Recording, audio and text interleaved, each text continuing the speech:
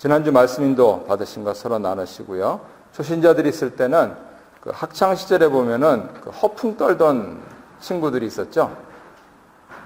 사실은 그렇지 않은데 굉장히 과장해서 얘기하기 좋아하는 사람들이 있었습니다. 혹시 그런 친구들 기억나면 서로 나눠보라고. 왜냐하면은 결국 느부갓네살, 지금도 혀가 꼬였네요. 느부갓네살의 두 번째 꿈은 왕이 아무리 혼자 그렇게 무슨 일을 궁리하고 해도 결국은 다 허풍이다. 그겁니다. 우리가 뭐가 뭐 이렇게 더 잘났느니 뭐 서로 도토리 키재기를 하지만 결국 하나님 앞에서 다 내려놔야 될 것이고 유일한 주권자는 하나님이시다 라고 하는 부분들을 오늘 말씀을 통해서 내려주려고 하시는 겁니다. 말씀을 나눠보겠습니다. 꿈과 환상을 해석한 다니엘, 그리고 풀무불에서 살아나온 유대 청년들, 이분들을 통해서 하나님의 능력을 경험한 왕인데요. 그 왕이 조서를 통해서 자신이 경험한 하나님을 온 바벨론에 알립니다. 조서의 내용은 무엇입니까?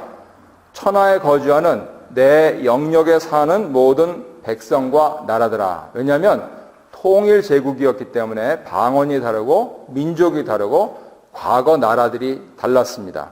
그런데 이제 내 통치 영역에 사는 모든 신민들아, 큰 평화가 너희에게 함께 있기를 바란다. 그렇게 조서를 내렸습니다. 자기 얘기하려고 이렇게 시작하고 있는데요.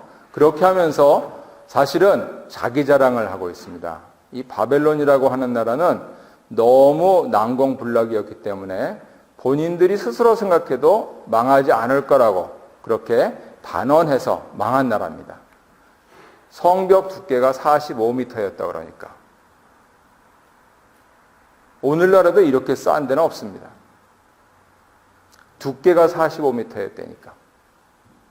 글자 그대로 몇 년 해봐라. 몇 년 공성해봐라. 그러면 우리는 편안히 쉬고 있다가 가서 이제 지친 사람들 그냥 몰살해버리면 된다. 라고 하는 이런 수비 전략을 갖고 있었던 대단한 나라였습니다.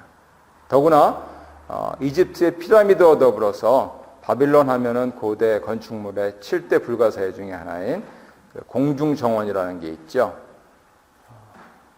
왕비, 메디아에서 온 왕비를 위해서 그 메디아에서 옛날에는 또 이렇게 높으신 분들은 그렇게 그쪽 지방 음식을 먹고 싶어 했던 그런 경향이 있었던 것 같아요. 그래서 우리 친정집에 그 과실 좀 먹고 싶다. 그러니까 왕이 인공으로 산을 만들어 가지고 지금으로 치면은 한 거의 30층 가까이 되는 그 높이로 산을 쌓고 거기다가 메디아의 식물들을 다 심어가지고 잎도 보고 꽃도 보고 열매도 따먹고 할 수 있게 했다는 겁니다.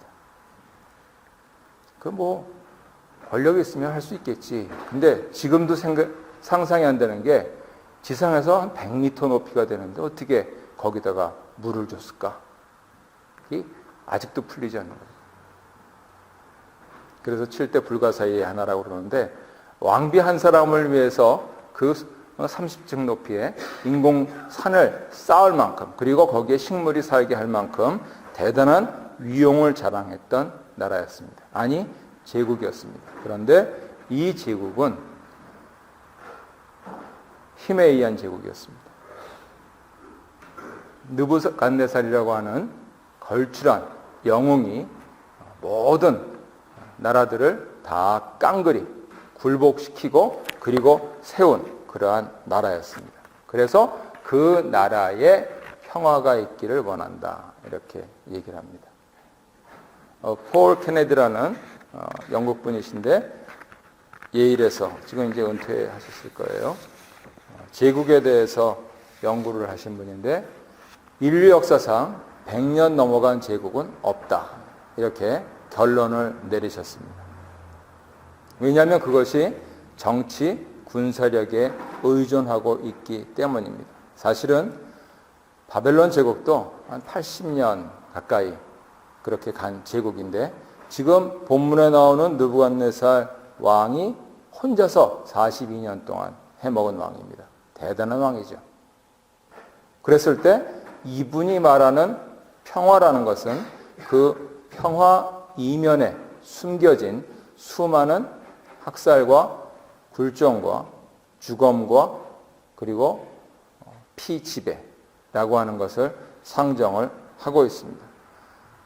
나 왕의 말을 들으면 평화고 안 들으면은 죽음이고 라고 하는 그러한 제국의 평화였습니다. 왜 이런 일이 벌어질까? 저는 개인적으로 신학적으로는 규명할 수가 없습니다만 개인적으로 하나님 보좌에서 쫓겨난 사단이 부리는 술수다 이렇게 생각합니다. 창세기, 에베소서, 그리고 시편, 그리고 유다서 이렇게 종합적으로 철학적으로 재구성을 하면은 결국은 그 영광스러운 하나님의 번영과 평화, 샬롬, 그것을 세상에 그대로 그림자로 카피시켜서 그런데 하나님께로부터 온 것이 아니니까 결국 타락한 그러한 습성에 따라서 그것을 주어야 할 텐데 그런데 결국 그 모양이 정치적으로 군사적으로 한 사람이 웃는 사람이 있으면 한 사람이 우는 사람이 있는 그러한 구조밖에 될 수 없지 않은가 이렇게 생각을 하는 것이죠. 그렇다면 확연해집니다. 다음에 문제에 나와 있지만 다니엘이 믿고 다니엘이 보존하고 다니엘이 전해준 하나님 그리고 그 하나님의 평화는 적어도 느부갓네살이 얘기하는 평화와는 확연히 다르다는 것입니다. 그래서 마르크스는 성경을 읽으면서 너도 잘 먹고 나도 잘 먹고 라고 하는 그러한 이념을 세웠습니다만 불과 그것도 100년을 못 넘기고 실패하고 말았고 결국은 당 중앙으로 다 집중되는 역시 사람의 일은 어쩔 수가 없구나. 이것은 사람에게서 평화가 나오는 것이 아니고 오직 유일하신 하나님으로부터만 평화가 나오는구나 하는 그러한 결론을 내게 합니다. 여기서 잠깐 어떤 분들은 그렇다면 하나님도 독재자가 아니냐라고 하는 그러한 반론을 제기하시는데 독재자라고 하는 것은 사람 권력자한테 쓰는 말이고 하나님에 대해서는 참신이냐 거짓신이냐 이걸 따져야 되는 겁니다. 카테고리를 잘못 적용한 겁니다. 세상 사람들이 마귀의 술수를 받아가지고 그렇게 어떻게 권력을 잠깐 얻어가지고 잠깐 영예를 누리는 그리고 다른 사람들을 깡그리 무시하고 짓밟는 그러한 독재를 행한다 할지라도 그 말로는 아주 비참해지는 것. 그건 사람에게 관계되는 것이죠. 지금 참신이냐 거짓이냐 이것을 논할 때 하나님이 독재자 아니냐라고 하는 것은 어불성설입니다.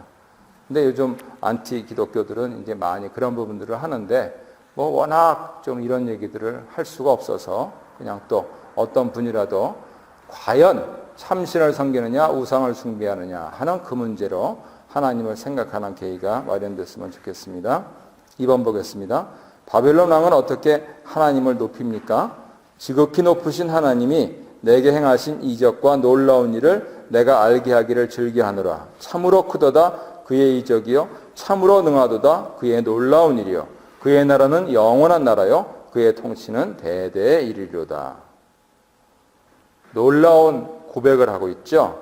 바로 구약 성경에서 이스라엘이 경험했던 하나님, 더구나 광야에서 경험했던 하나님, 그 하나님에 대한 고백을 이방 왕이 하고 있습니다. 이 이방 왕이 그렇게 고백하게 하는데 그 트리거가 된 사람이 누구냐면 바로 다니엘이다 그것이지요. 다니엘이 아마 이스라엘의 고관의 자지였을 것 같은데 이팔청춘에 포로로 잡혀갔다고 상정을 해볼 때 지금 다니엘 4장에 나와 있는 것을 학자들이 추산하니까 서기력으로 따져봤을 때 다니엘의 나이 53이었다 그겁니다. 16세 잡혀왔으면 물경 37년 동안 포로 생활을 하고 있는 그러한 상황에서 이제 이방 왕이 자기가 믿는 하나님 그리고 그 하나님을 신앙 고백하는 것과 같이 고백할 수 있게 만들었다 하는 것. 이거는 대단한 일입니다.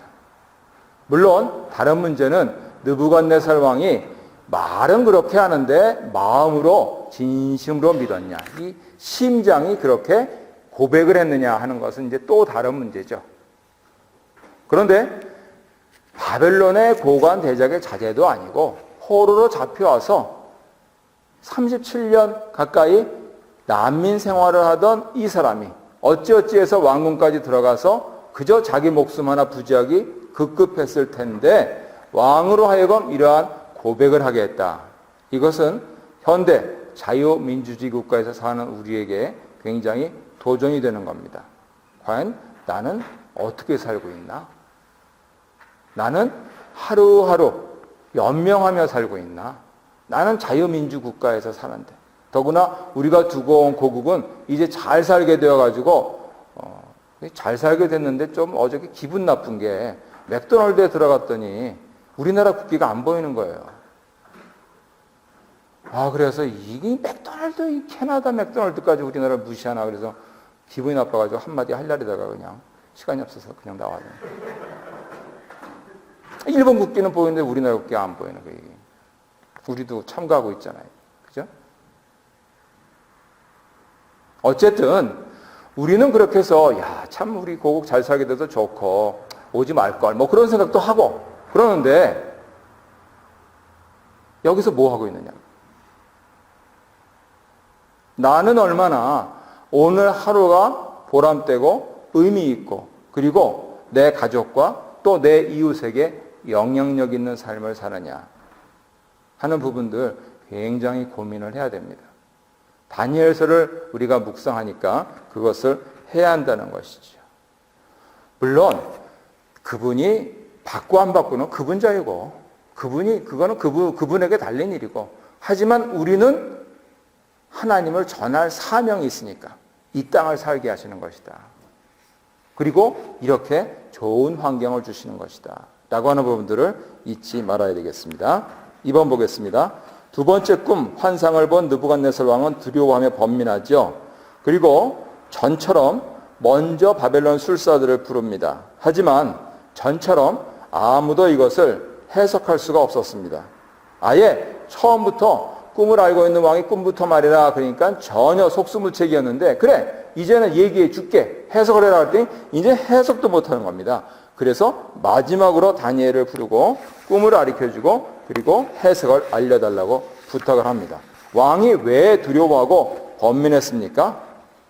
그 의미가 무엇일까라고 하는 부분들에 대해서 깨닫지를 못해서 번민했는데 사실은 고민이 많고 생각이 많으니까 꿈이 많은 거예요. 몽상이죠. 우리 청년들에게 꿈을 가져라 하는 것하고 또 다른 겁니다. 다 갖고 있기 때문에 이걸 어떻게 유지할까? 사실은 그겁니다. 1등 하기도 어렵지만 1등 유지하기도 쉽지가 않은 일 아닙니까? 그랬을 때 느부갓네살이 어떻게 하면 이거를 정권을 유지할까? 거기에 굉장히 노심초사하시는 거죠. 밤잠이 안 오는 거죠. 그랬을 때 느부갓네살이 어렴풋이 그 꿈이 이게 영 심상치가 않다 하는 것을 본인이 아는 겁니다. 왜냐하면 걸쇠출 영웅이기 때문에 아는 겁니다. 그걸 모른다면 그 자리에까지 올라가지 못하거든요. 그래서 이거 안 좋은데 하면서 지금 온갖 해석들을 알고 싶어 했던 것이죠. 아까도 말씀드렸지만은 그 한 나라의 절반 이상을 이분 혼자 통치했던 대단히 위대한 영웅 아닙니까? 그런데 이제 막연하지 않고 뚜렷하게 꿈을 통해서 본인에게 두려움이 엄습하기 시작하는 것이죠. 다행스러운 것은 아주 처절한 그러한 개인적인 경험을 하죠. 묵상하신 분인지 아시겠지만은 짐승처럼 됩니다. 다른 사람을 죽이고 취득한 평화이기 때문에 죽지는 못하지만은 다른 사람의 그 처절한 상황처럼 그 나무에 깃들인 새와 짐승들은 다 떠나고 자기가 짐승만도 못한 자가 되어서 쇠사슬에 묶여서 7년이라고 안 하고 7대라 그러죠. 하나님께서 풀어주실 때까지. 그래서 머리는 다 산발이 되고 손톱 발톱은 독수리 발톱처럼 되고 사람이 아닌 거죠. 미치광이죠. 그래서 어쩔 수 없이 신하들이 묶어놨을지도 모르겠습니다. 어쨌든 그러한 본인의 처절한 경험을 통해서 그나마 마음은 모르겠지만 입술로라도 하나님을 찬양하니, 그래서 성경에 기록되어 내려오니 그나마 다행입니다. 100이면 100 다 암살당했습니다. 그래서 그런 차원에서 이 다니엘을 만난 것이 어쩌면은 느부갓네살에게는 복이었는지도 모릅니다. 끝에 보겠습니다. 왕은 왜 다니엘을 나중에 불렀습니까? 결국 찾아갈 데가 여기밖에 없다라고 하는 것을 알았기 때문이지요. 그래서 왕은 2번 고백합니다. 모든 거룩한 신들의 영이 있는 자. 결국 오늘날의 교회도 이러한 곳이 되어야 합니다. 사람들이 마지막으로 올 수 있는 곳. 물론 처음부터 오면은 얼마나 좋겠어요. 그런데 사람들은 안 그러더라고요. 마지막이 옵니다. 그랬을 때 과연 우리가 다니엘처럼 교회로서 그러한 분들에게 하나님을 고백하고 하나님 살아계심을 본인의 입으로 증거할 수 있는 그러한 사람들로 더불어 살 수 있는가 라고 하는 것, 이러한 부분들을 고민을 해야 될 것 같습니다. 오직 하나님의 영, 성령께서 인도하실 때에만 그것이 가능하게 되는 것이고, 결국은 교회가 힘이 생길 때는 언제 생기느냐.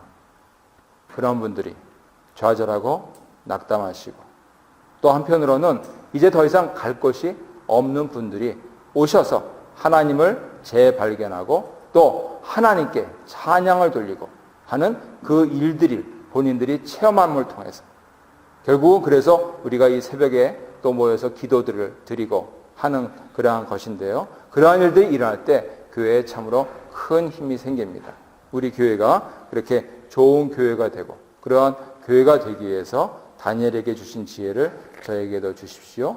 우리에게도 주십시오. 우리가 더불어서 사는 공동체가 되게 해주십시오. 라고 기도 드리는 것이 마땅할 것입니다. 함께 기도 드리시면서 그 은혜를 나누시길 바랍니다.